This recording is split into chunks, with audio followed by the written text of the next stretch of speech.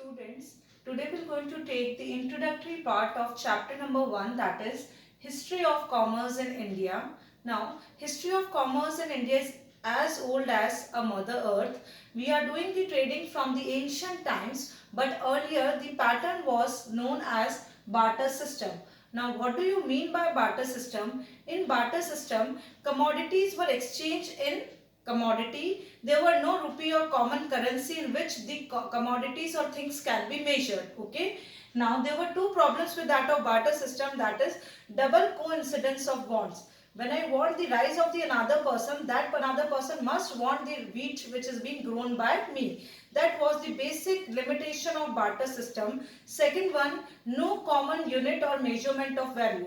We cannot measure the wheat or rice in common currency. Wheat must be measured in terms of rice, which was altogether wrong. So barter system, in barter system, commodities were exchanged for commodities, and due to that of double coincidence of wants and lack of unit of common measurement, the currency system was being evolved and indigenous banking system was taken place, and the birth of indigenous banking system was taken place in India.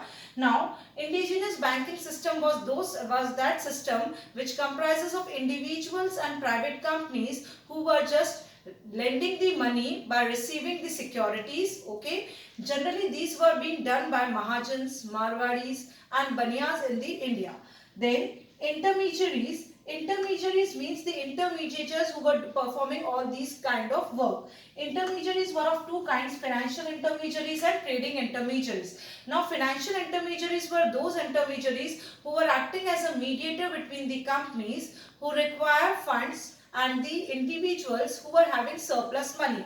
Those were known as financial intermediaries. Coming to the second part, that is trading intermediaries. These are those intermediaries who are actually playing the mediator role between the producers and the consumers, and it involves distributors, agents, wholesalers, retailers, etc. Now coming to the next portion, that is transportation. Earlier when transportation facilities were limited, at that time business cannot be expanded because business can only be done at the nearby places which can be covered by foot. But with the help of transportation system, business has taken a wide horizon, and business with the help of transportation with the roads has just expanded within the city, with the help of railways among the states, and with the help of sea routes between the countries, and this is how the trade and business has expanded in our India. First it was started with barter system where commodities were exchanged with commodity, but due to double coincidence of wants and lack of common unit of measurement, indigenous banking system was taken birth, and at that time it involves all those individuals who were lending money to the needy people along with that of in exchange of the securities, and these were generally being done by Chaudharis, Baniyas and Marwadis. Uske baad then it has been coming to that of intermediaries. These are the mediators which are of two kinds, financial mediators and trading intermediaries. Financial intermediaries are those intermediaries who are just acting as a mediator between the companies who require funds and individuals who are having surplus money and who wants opportunities for the investment.